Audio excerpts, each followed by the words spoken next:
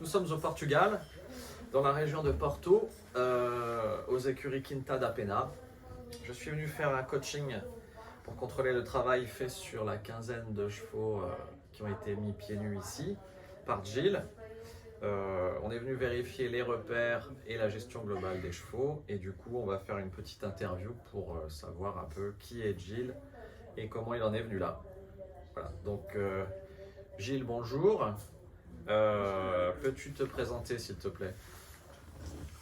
Olá, o meu nome é Ricardo Gil Santos, tenho 34 anos, sou um cavaleiro profissional de saltos de obstáculos, residente no Porto, em Portugal. Monto desde os 8 anos de idade, onde durante a minha formação fiz vários QCIOs de juventude, assim como o Campeonato da Europa de Júniores e Jovens Cavaleiros.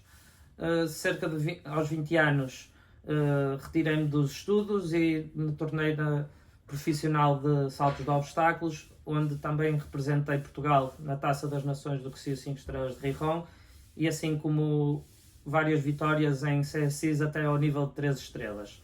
Atualmente estou mais direcionado na criação e formação de cavalos jovens. Gilles, comment en es-tu venu à déferrer? Et après cette année de recul, qu'est-ce que tu en penses maintenant? Sobre a transição para o barefoot não foi imediata e admito que inicialmente estava um pouco reticente. Um dos meus proprietários francês, Arnaud Guilherme, que tem 2 cavalos, decidiu avançar com esta ideia.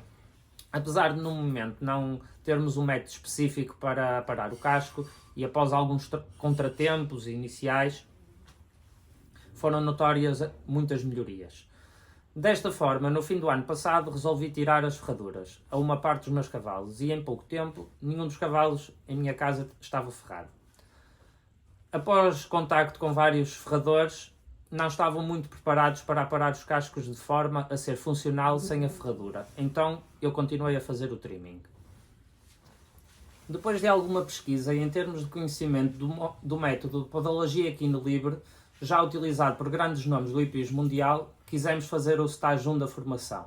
A partir daí, com todas as melhorias que vi e senti nos cavalos, dei por mim a questionar por que demorei tanto tempo a dar este passo. As dificuldades que encontrei em cavalos com ângulo palmar negativo ou mãos diferentes, por exemplo, high-low, heel, deixaram de ser limites à evolução dos cavalos, que agora andam muito melhor, a condução é mais fácil e todo o trabalho flui de forma muito mais natural. Temos ainda a vantagem do comportamento natural do cavalo, onde se nota bastante mais tranquilidade, percebendo assim que os cavalos estão mais cómodos.